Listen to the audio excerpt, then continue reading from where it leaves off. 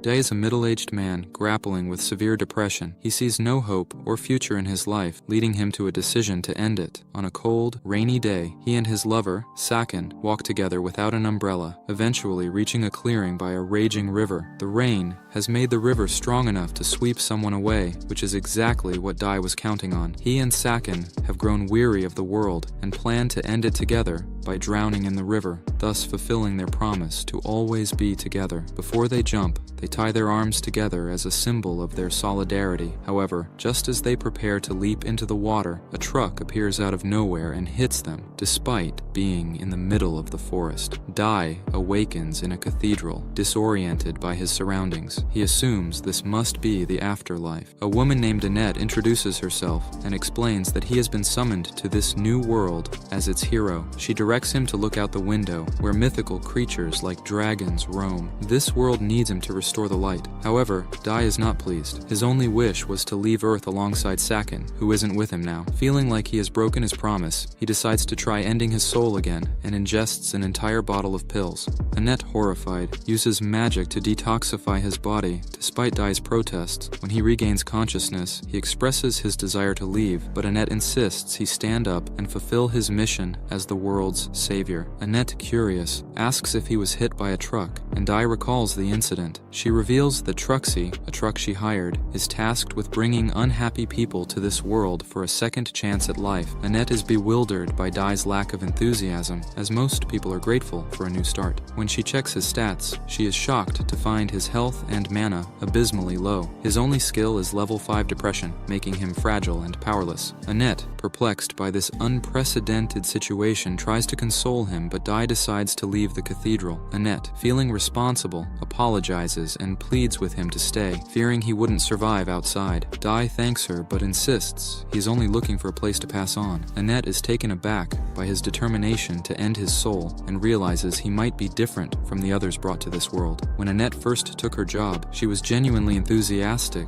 about guiding the summoned heroes on their journeys. However, many of these heroes were depressed gamers, particularly from the Warzone community, which made her task frustrating. Her job often devolved into stroking their egos to get them to accept their missions. With Dai, things felt different. As he prepared to leave, Annette dropped her staff and chased after him, pleading with him to at least choose a profession before departing. Duke turned to her and said there was no need for that. He was a natural-born writer and always would be. He then closed the door behind him, bidding Annette goodbye. Once Day left, Annette collapsed to the floor, realizing he was the kind of person she had been waiting for. Meanwhile, Dai wandered outside and tried to decipher a sign, but couldn't understand a word. Frustrated, he resorted to taking more pills. Suddenly, he heard a voice announcing that he had spotted a landmark and earned 5 experience points. Confused and in pain from his migraines, he tried to stop the noises in his head. Celebration music then played, indicating he had leveled up, which only worsened his headache. As Dai struggled with his discomfort, he heard a girl screaming for help. He turned to see a girl being attacked by a dead tree. She pleaded for his help as the tree's branches wrapped around her like tentacles. Instead of helping, Dai stood and watched, even asking if he could write a novel about the situation later. The girl, desperate for rescue, insisted he help. Dai tried, but failed to reach her, and the tree grabbed him by the neck, hanging him alongside the girl. As they dangled from the tree, Dai introduced himself and suggested they wouldn't last much longer. The girl blamed him for their predicament, explaining that the tree would soon suck the nutrients from their bodies, leading to their undoing. Dai seemed content with this fate, which frightened the girl. Just as Dai began to feel weak, the tree's branch strangling him withered away, causing the tree to die. They were freed as the tree disintegrated, but Dai was disappointed that he had once again failed to migrate. Despite his unintended victory, Dai leveled up again. The girl, both confused and amazed, thanked him for saving her, even though he felt he had done nothing special. She then invited him to her house to properly express her gratitude. Dai agreed, and as he took her dirty hand, he was reminded of Sakin, wondering if she might have ended up in this world, too. This thought gave him a new purpose, to find and reunite with Sakin so they could finally perish together. Dai returned to Annette's cathedral with a newfound determination. Annette was overjoyed to see him back hoping for a chance to connect with him. However, when the cat girl who had invited Dai to her house appeared, Annette froze, shocked that Dai had already found someone. Dai explained that he wanted to find a girl named Sakin and hoped Annette might have some information. Annette, disappointed but understanding, admitted she had no clues about Sakin's whereabouts.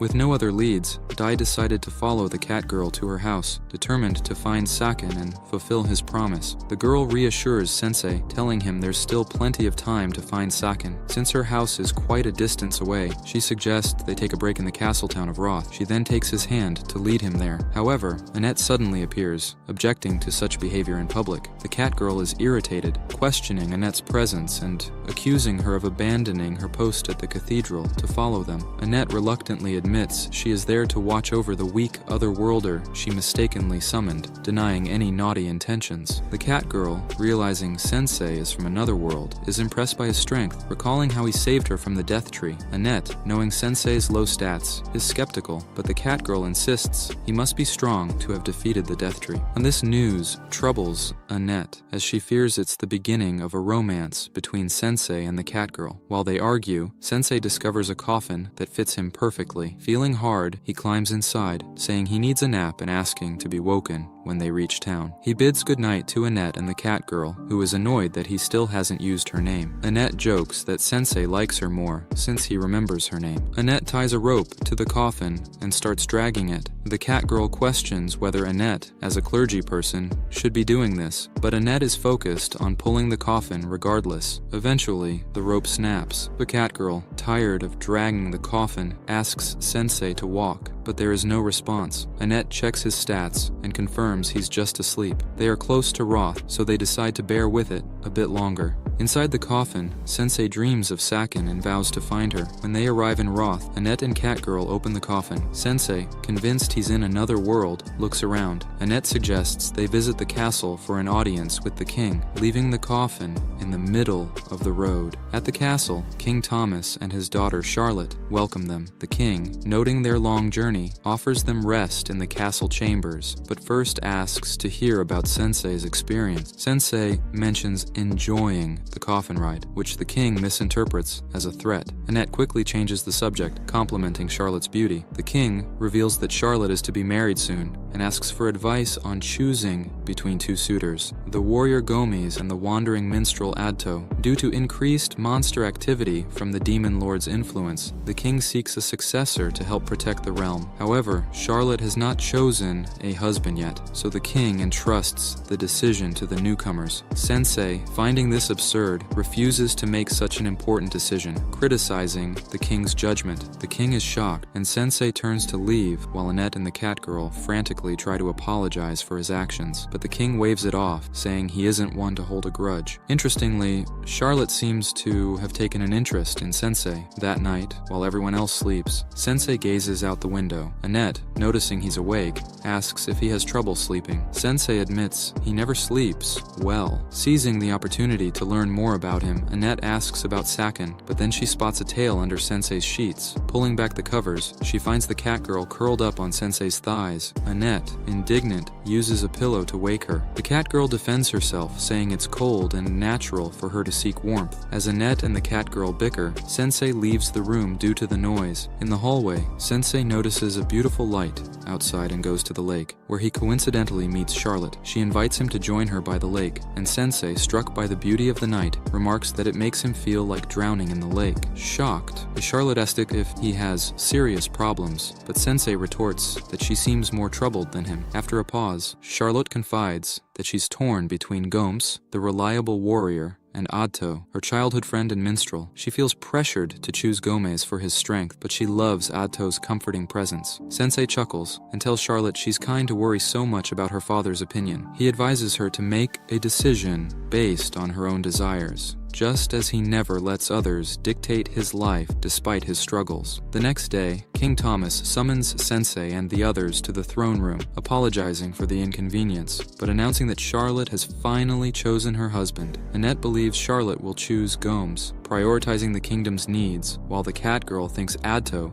is a better match. Thomas asks Charlotte to declare her choice. To everyone's surprise, instead of turning to Adto or Gomes, Charlotte takes Sensei's hand and declares she wants to drown in the lake with him. The room is stunned, and Annette collapses in shock. Charlotte explains that after speaking with Sensei, she realized Adto's songs weren't acts of love, but performances, and Gomes, who smelled bad, was never an option. The king urges her to reconsider marriage, but Charlotte snaps, criticizing the arranged marriage and expressing gratitude to Sensei for respecting her autonomy. Sensei now understands Charlotte's choice, but before he can respond, Gomes removes his helmet, revealing himself as a servant of the Dark Lord. His plan was to become king and hand the kingdom over to the Dark Lord, but Charlotte's declaration foiled his scheme. Sensei, curious, asks Charlotte if she suspected Gomes was a demon. She admits she had no idea and simply thought he smelled bad. Realizing his blunder, Gomes attacks, forcing everyone to react quickly. As the tension rises, the characters must navigate the unfolding chaos, deal with the demon threat, and reconcile their feelings and decisions. Now that his cover is blown, Gomes declares he will eliminate them all. This is the perfect situation for a powerful priestess to handle, but Annette is still unconscious. The Catgirl tries to wake her up while Gomes is distracted by the guards, but the guards don't last long. Catgirl is forced to grab Annette and run to avoid being crushed by a pillar. Since Annette won't be waking up anytime soon, the Catgirl decides to take matters into her own hands and fight Gomes herself. She's level 14, so she should be able to hold her own in a fight. Otto offers to play her a song to help, but it turns out it's just his latest tune, without any buffs attached. With no other choice, the Catgirl begins attacking on her own. As Gomes charges at her, she ducks and kicks him across the face, following up with a punch, but it doesn't do much damage. Gomes sends her flying and prepares for a powerful attack to tear her apart. Before he can strike, Sensei distracts him, asking Gomes to finish him and Charlotte first. Gomes is initially skeptical, but Sensei explains that now that Charlotte is free from her father's control, her first wish is to end it all with him. Sensei is always ready for a chance to unlive, so he asks Gomes to grant this favor. Gomes agrees, but declares he will kill the king and burn the city to the ground afterward. Sensei doesn't care, but Charlotte starts to have second thoughts about dying. As Gomes charges at them, Charlotte tells Sensei she wants to live and protect the kingdom. Sensei, glad to hear her true desires, pushes her out of the way to take the hit alone. As Gomes closes in, Charlotte tries to stop him, but Annette wakes up just in time to cast a barrier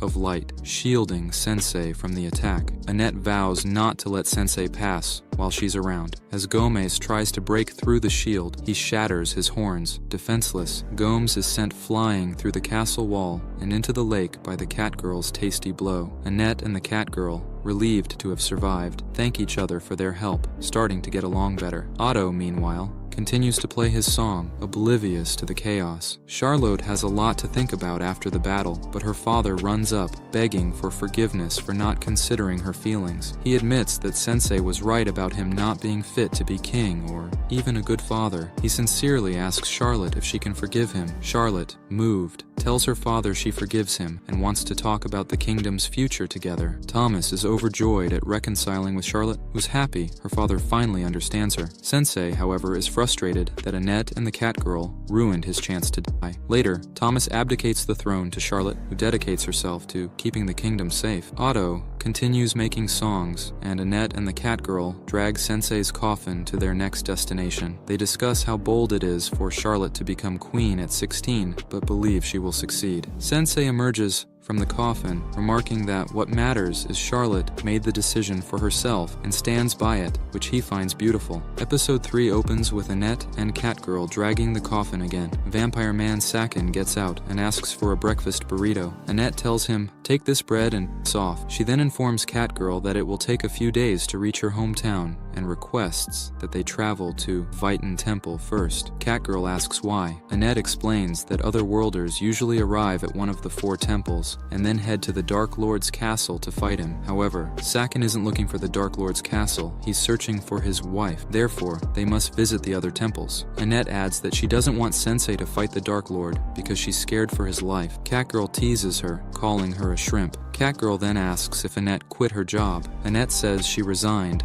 and didn't leave her post. Just then, her familiar shows up and spits something out. It's her letter of resignation. Annette realizes she's in trouble because she didn't officially resign. Sakin tames Annette's familiar and names him Melos. As Annette prays not to get in trouble, a massive dragon jumps on them, making them cower. A stranger calls the dragon by its name, Ryuka, and chants some gibberish to it. The monster calms down. Just then, Sakin gets out of his coffin and asks if it's lunchtime yet. Dragon Girl spots him, notices he's an otherworlder, and says she's gonna delete him. Annette and Catgirl acknowledge her power and start dropping bricks. They notice a symbol that identifies Dragon Girl as the wrathful Dark Lord. They try protecting Sakin, but realize their bodies have frozen. Sensei confronts Dragon Girl and tells her to leave them alone and take him instead, stating he's ready to go anytime. Dragon Girl accepts his wish, then reveals her name as Waldelia. As she's about to end him, Sakin starts flirting, saying he feels her pain. She realizes her attacks are ineffective and that she is also falling for him, so she calls her dragon over to aid her escape. Later, the squad is found lying in Sveitin Temple. A priestess named Isha helps heal them back to full health. Moments after, Sakin goes shopping and downs an entire bottle of bleach. Catgirl gets angry and smacks him. He explains he was feeling too good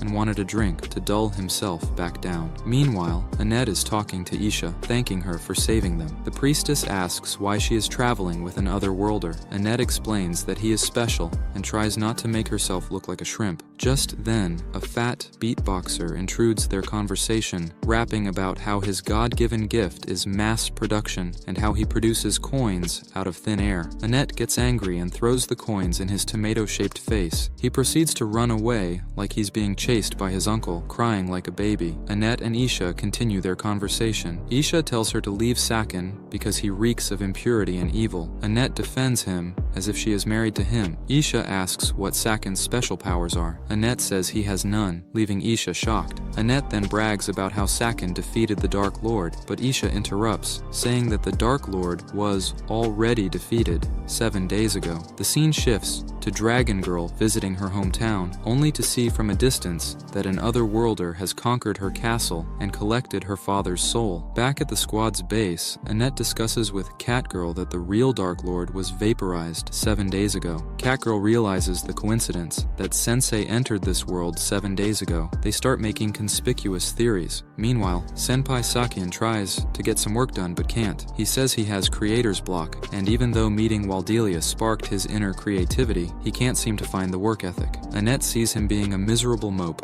and asks to take him out shopping. They go out and Annette buys Sakin a set of shiny armor. Sakin feels oppressed, but that's exactly what turns him on, so he doesn't mind. As they leave him to nap in his armor, Isha passes by and tells him to stay away from her girlfriend. He responds that Annette is a free bird, unbound by any cage. She tells him to get lost. Just then, everyone hears a howling wolf. An otherworlder trots in on a giant white hellhound with the rest of his crew, including the fat rapper from earlier. The fatty introduces the blonde human to everyone as Suzuki. Suzuki tells the public that he baptized the Dark Lord and that they have nothing left to fear. Everyone rejoices at the sound of peace. But then Suzuki demands they worship him and bow down to him as their almighty, otherworldly leader. Fatboy notices Annette amongst the crowd and snitches to Suzuki about how she violated him. Suzuki walks up to her, calling her a bad girl, and pats her head. Then he says that he will make a real good girl out of her. Suzuki, with a commanding presence, approaches Annette and uses his power to make her fall to the ground, rendering her a slave to his will. Kotaro, an observer, admires Suzuki's skill, noting that the purer the target, the quicker they succumb. Tama, witnessing the scene, is shocked and enraged, demanding to know what happened to Annette. Kotaro explains that Suzuki's skill unconditionally turns anyone he pets into his slave, and Tama demands that the spell be dispelled immediately, and Suzuki intervenes, commanding Tama to calm down, asserting that no human or monster can resist his overpowered skill, Pet.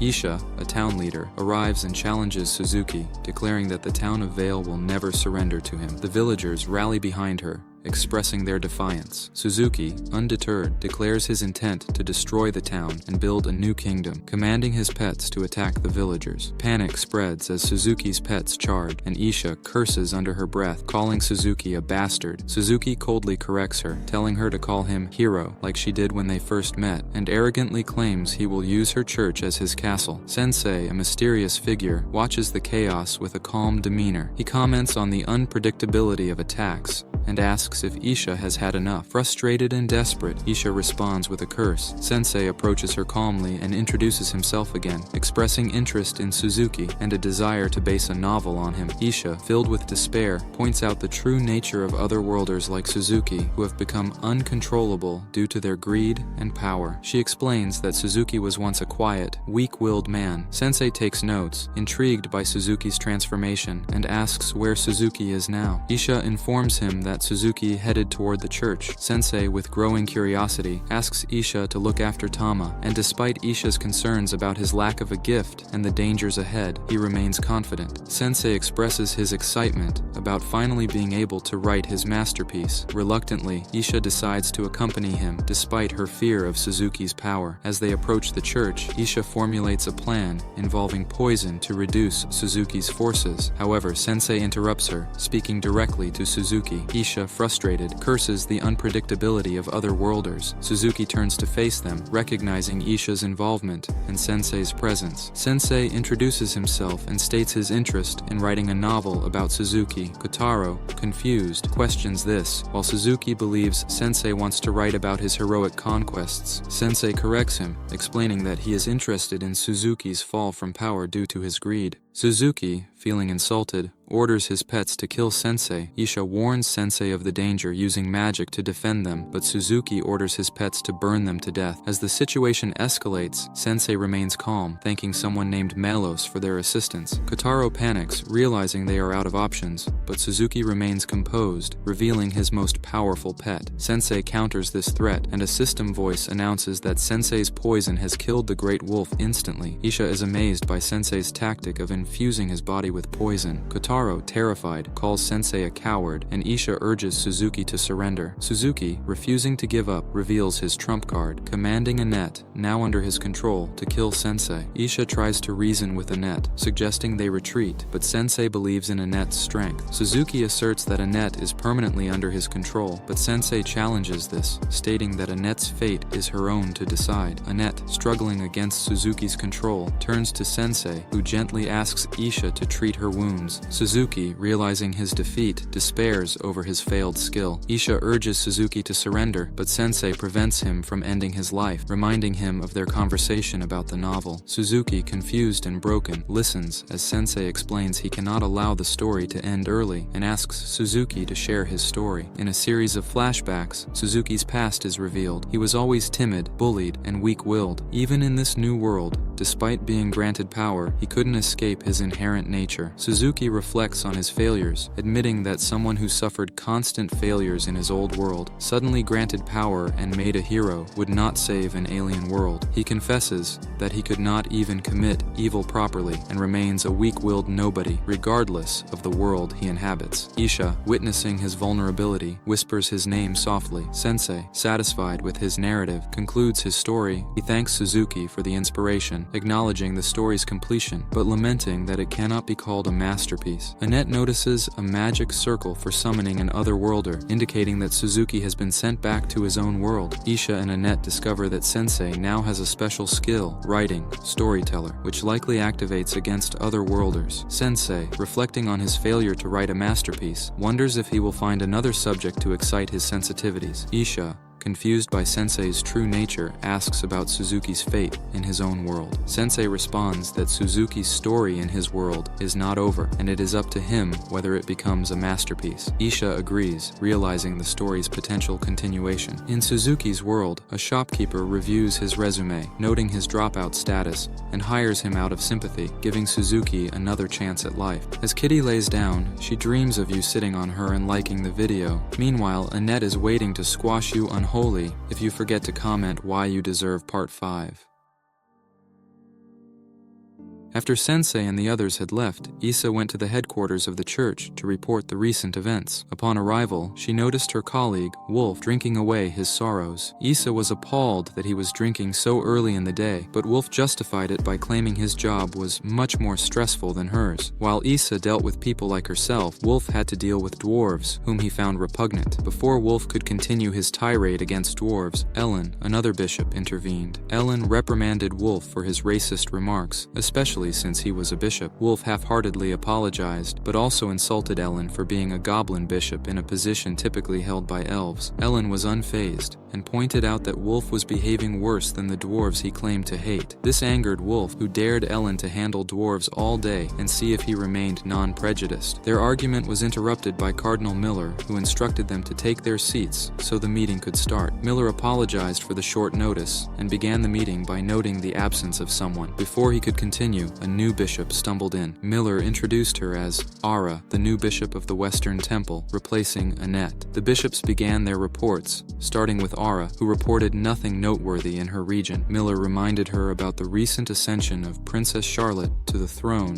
which she had forgotten to mention. Ara apologized, and Elton, the goblin bishop, took over, reporting peace in his region. Wolf then reported that his territory was stable, despite occasional conflicts between dwarves. When it was Issa's turn, she shared dire news. An otherworlder had rampaged through her region, destroying half of the town of Ville. She was working on restoration, but highlighted that the meeting was called due to otherworlders. Miller revealed that the Dark Lord was defeated by otherworlders, and the Pope decided to seal the magic circles connecting their world to others, putting Truck on indefinite leave. Elton was relieved that the Dark Lord was defeated, but concerned about the 7 otherworlders who had claimed the Dark Lord's land and declared their intention to create a utopia, which sounded like a declaration of war. The Pope was stressed because these otherworlders were initially seen as saviors. They now faced the threat of these powerful beings and the Dark Lord's missing daughter. Ara worried about fighting such formidable foes, but Issa had an idea. She mentioned a particular otherworlder with a gift that could send otherworlders back to their own worlds. This revelation shocked everyone, and the Pope, who had arrived unexpectedly, was eager to hear more. Issa was asked to elaborate on this potential solution. Meanwhile, within the Dark Lord's territory, 2 of the 7 otherworlders remained in the castle, while the others ventured out to claim more regions for their new empire. The 2 were eager to see the world's reaction to their actions. Back with Sensei and his group, they arrived at their destination, and Catgirl was excited to sleep in a bed again. Suddenly, she received a system notification that her level had increased to 17. Though she was not pleased with how it happened, they decided to look for an inn, and a voice directed them to a good one nearby. The voice belonged to a boy sitting on a signpost, who offered to provide information for a fee. He mentioned a hero dispatch service in the town, but Catgirl was skeptical due to past experiences with otherworlders. The boy offered to introduce them to a hero for 40,000 Jano. While Catgirl was reluctant, Annette was willing to pay to ensure Sensei's safety. The boy mistook Sensei for a dead man when he emerged from his coffin, shocking him. Despite initial reluctance, they agreed to meet the hero later that night. At the inn, Sensei predicted that the boy, Noor, wouldn't return. The innkeeper confirmed that Noor was known for scamming travelers and had never met a hero. Annette was devastated over losing 40,000 Jano, but the innkeeper explained that Noor was an orphan, surviving through scams. Meanwhile, Noor was captured by 3 men who intended to punish him for using the name of heroes to scam people. As they threatened him, Sensei intervened, causing them to flee. Noor was inspired by Sensei's actions, but realized he was left tied up. The next morning, as Sensei's group prepared to leave, Noor approached them. Catgirl demanded their money back, but Noor claimed he was indeed a hero, despite not being very strong. As the Reform Squad continues their journey, they are met by some unfriendly rats. In the dungeon, Annette prays for divine intervention, but it's futile. Noor mentions that Tama has been taken to another cell, wondering if her actions led to their capture. He speculates she might have committed a serious crime, like stealing from royalty. Annette defends Tama, insisting she isn't a thief, while Dazai excitedly ponders the different finishing moves of this world. Noor suggests they try to escape, even without Tama, and picks the lock, though Annette disapproves of a warrior possessing such a skill, making Noor feel downcast. Dazai, upset that his dream of experiencing an elite finishing move is being dashed, makes enough noise for the guards to catch them. The guards bind them, thinking Dazai is strange for being happy about his potential ending. Later, the group is presented to the king. The minister, Briard, declares that they will be executed for their crimes. Annette and Noor are confused, and King Siberian accuses them of kidnapping his daughter, Matilda. Tama then enters, revealing she is the princess of this nation, and clarifies that she wasn't kidnapped but was traveling to improve her martial arts. She asks Annette to confirm this, and although Annette starts acting formally, Tama reassures her that there's no need to be different. The king, however, refuses to release them unless Tama agrees to obey him and act like a royal, similar to her mother Lapama. Despite her reluctance, Tama agrees to ensure her friends' safety, telling them this is where their journey ends. After their release, Dazai and the others are seen eating in a tavern. Noor stuffs himself while Dazai laments missing out on his execution. Noor and Annette reflect on the revelation that Tama is a princess, with Annette worrying she might be executed for past rudeness. When a waitress named Fawn overhears their conversation about Princess Matilda, she introduces herself as a former lady-in-waiting to the princess. Dazai, sensing a story, asks Fawn about Tama's past, intrigued by her life. Although Annette and Noor advise against prying, Dazai insists that to him, Matilda will always be Tama. Fawn agrees to share Matilda's history. Elsewhere, Tama reflects on her friend's reactions to discovering her true identity and wonders what they are doing now. Suddenly, the throne room's roof collapses, and a man named Kibara appears. He introduces himself as one of the 7 heroes who defeated the Dark Lord, but is now a member of the 7 fallen angels. Kibara declares his intent to consume the entire nation, showing his power by devouring soldiers with his gift, a set of massive fangs. The king decides to fight Kibara himself, but even his strongest attack fails to harm Kibara, who reveals his body is reinforced from eating golems. As the king prepares his ultimate technique, Matilda intervenes, but her father orders her to stay back, stating she will never replace his son. At the tavern, Fawn recounts Matilda's tragic past, revealing that she once had a twin brother named Leon, destined to inherit the throne. 10 years ago, Leon and the queen met their maker in a cave-in, leaving the king devastated. Matilda, unable to see her father suffer,